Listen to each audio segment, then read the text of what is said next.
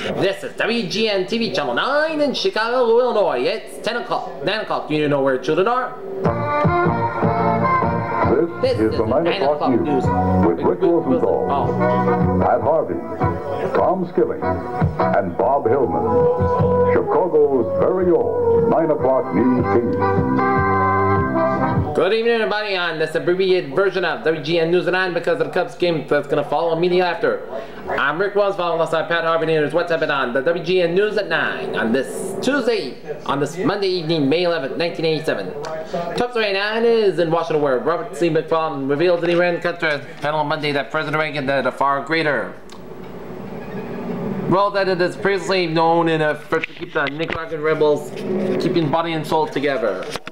When Congress banned the USA in a day of wide-ranging testimony, McFarland said that President Reagan personally expressed satisfaction and pressure over several foreign donations to the Contras during the time Congress had banned USA to the rebels. McFarland also said the President responded to the October 1984 congressional ban on military aid by ordering administration officials to find other ways to get support to the rebels. The former National Security Advisor said Reagan knew that Saudi Arabia chipped in millions of dollars for the Contras in 1984 and 85, and Reagan interceded with a third country said to be Honduras, and he had seized a shipment of Contra military supplies purchased with the Saudi money.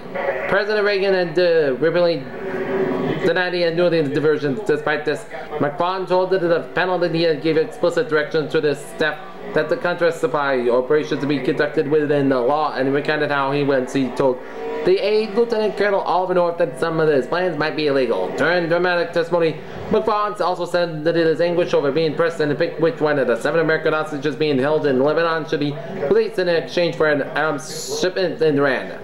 McFarland outlined the arrangement for shipping U.S. missiles from Israel to Iran, and administration officials, including the president, hoped that the Iranians would use their influence to gain the release of the U.S. hostages in Lebanon. However, McFarland said that the Israeli intermediary told him that in September 1985 that only one hostage would be released.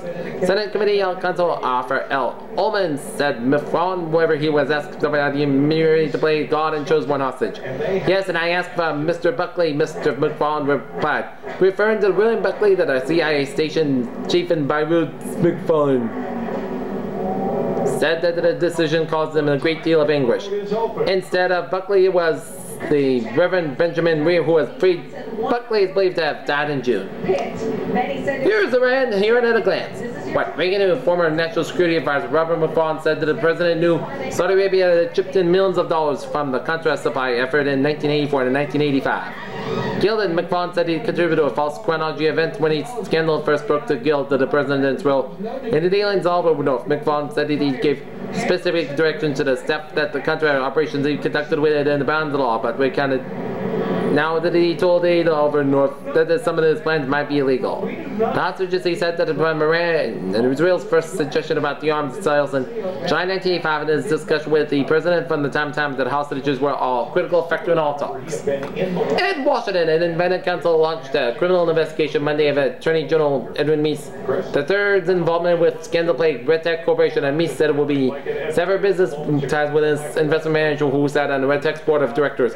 Meese became the first federal official to become the subject of 2 independent counsel investigation in the first probe examining whether Meese were awarded friends with government jobs in exchange for financial favors. Independent counsel found Meese had not violated any laws. Meese said acknowledged last month that it interceded on the behalf of Red Tech, a South Bronx defense contractor, to get a $32 million Army contract when he was White House counsel in 1982. In May, asked Monday morning that independent counsel conduct a criminal investigation. 3 hours later, Deputy Attorney General Arnold Burns, one of the Meese's subordinates, asked independent counsel James C. McKay to conduct the probe because of the public confidence in the administration of justice will be served by an investigation conducted outside the Justice Department. Since February 2nd, McKay has been investigating former White House aide Lyndon officers lobbying on behalf of Red Tech now will expand the scope of his work to determine whether the Attorney General's violated federal conflict of interest provisions of our laws. McKay agreed with Burns that the investigation may include Meese's dealings with his investment manager, W. Franklin Chin, Nelver and E. Robert Rutledge, a long-time associate who introduced Mies to China in 1985 and worked Mies a series of members in 1982 on behalf of Red Technology and Wallach, and both received Red Tech stock. In Elk Grove Village has plans to lay down the law with homeowners who have ignored requests to allow village inspections by downspouts that may be legally connected to the sanitary sewer system.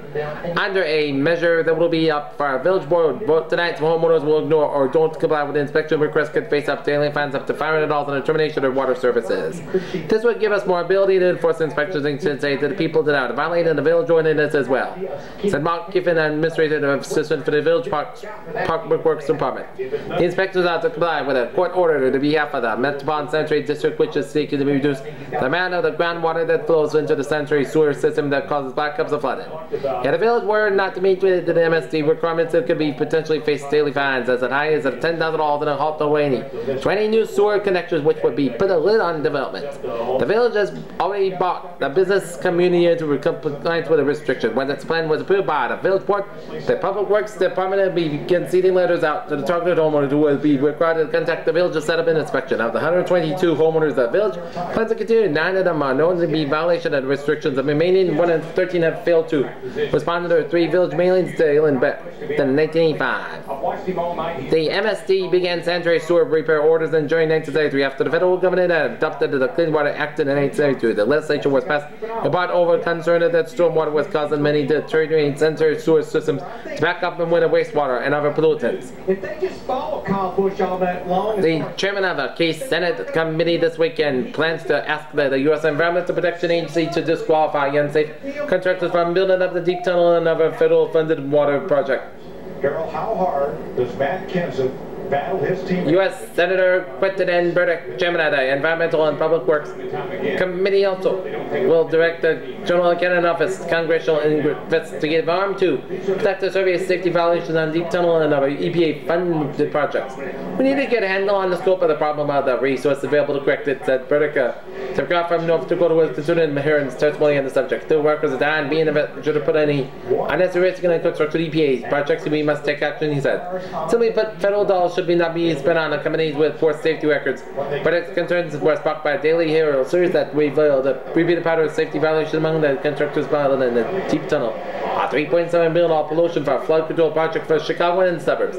Most of the 10 deaths on a finished steel system of underground tunnels were associated with violation of the federal safety rules. The 1985 exploitation death of a worker for a chef had not been tested for gas as prompted the U.S. Department of Labor to urge criminal prosecution. Kennedy Construction Company of Wheeling. That case is now under investigation by the U.S. Attorney's Office in Chicago. Also look evident that a safety issue to this. Senate Labor Subcommittee headed by U.S. Senator Harold Metzabama of Ohio that the panel was scheduled to meet a hearing next month to consider Breville and the nation's occupational safety laws. Deep tunnel workers will be among those testifying. Joseph Kinney, director of the Chicago-based National Safety Workplace Institute, discussed the Daily Herald's Deep Tunnel series with both Burdick and Metzabama. Burdick's staff plans to send separate letters to this week to EPA advisors. In all tonight's village treasurer Lee L. Porter sentenced Monday to 3 weeks in a Canadian jail for possessing an unregistered handgun and stolen license plates. All 40 said also Monday Porter was fired from its $37,385-a-year job with the village for violating the village investment policy. Out tonight's officials said that it will be frustrated that the Porter will be not be immediately returned to the United States. Our 40s raided in their investigation of Porter's recent investment activities. I'll be nice with it will be the no certificates. Village manager Kenneth M. Bonder said, right now we are working back in the vacuum. We want them to back to certain questions. It's going to be asked, mystery solved. Porter 42 lives in Colden Heights, Clinton Hills with his wife and 3 teenage children disappeared 4 minutes after FBI agents questioned him about an unauthorized investment of $20 million worth of village fire pension funds.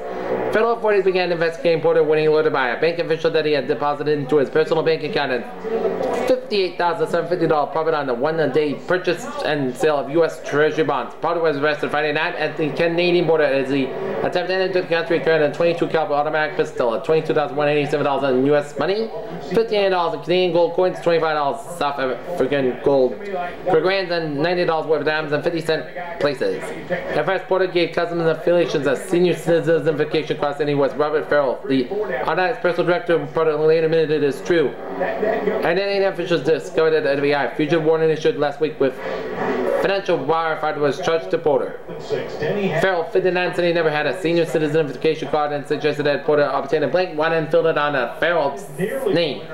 Farrell said he had Porter talked frequently. He said to me and his advisor, he talked to me about it. His problem was mostly domestic. I have no indication that a financial problem is being did.